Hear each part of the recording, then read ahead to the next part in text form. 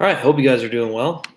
I want to go over Bell Ringer with you today, and then it's just a European map activity, countries, and see where these countries are located within Europe. And you'll see it's numbered. I think it's 1 through 16, and you'll have to find obviously the location of each. Like it might be body of water, it might be a country. Okay, and I'll walk you through that a little bit then. But Bell Ringer for today. Hope you guys had a good weekend. Snow day, crazy stuff. But describe the rise of Imperial Japan. Okay, describe the rise of Imperial Japan. So this is late 1800s, moving up into start of World War II. I'll give you 3 seconds. You can pause the video, write down your answer, and I'll go over it. All right, so rise of Imperial Japan. We went over this on Friday, and we talked about how Japan isolated themselves off for about 400 years. So from the 1400s to the 1800s, isolated themselves because they didn't want any type of European influence, cultural influence, religious influence in their country. And they saw a lot of the aspects and a lot of the issues and conflicts and problems that were occurring in China and modern day Vietnam, the Korean Peninsula, where many of these European countries were coming in and really showing their dominance and forcing these people to work as slaves in their own country and forcing them to adhere to their own cultural experience and religion. And Japan decided that they didn't want this to happen to their own country. And since they're an island, they could shut themselves off and isolate themselves from the rest of the world. So for 400 years, really no growth, no industrialization, no expansion. They're just really kind of focusing on themselves and isolating themselves.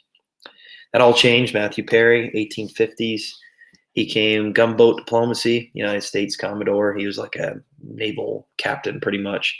And he comes over with his gunboats and forces Japan to open up their harbors because of trade, because the United States is expanding. They're imperializing areas. So they want to try to open up trade with Japan, setting up a sound trading partner, using it as a trade depot to get into China, extract resources, and island hop their way back to the United States, setting up military bases, you name it.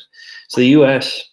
forces Japan to open up their borders, and Japan accepts it. They see these gunboats, they see the industrialization, they see the weapons that were on these gunboats, and they knew that, you know what, we can't go toe-to-toe with them. So Japan industrializes and becomes an ally of the United States for a short bit of time. And they industrialize, they modernize, they become more of a dominant country to a point where they become one of the strongest countries in the Asian, in Asia, okay, and the Pacific theater in the Pacific. So they really expanded and modernized in a short period of time. That was amazing, and to the point where it was groundbreaking. No one could believe how Japan became this dominant naval power that quick and that fast to accept these modern views, and really just 40, 50 years, they expanded to this dominant world power really at the snap of a finger.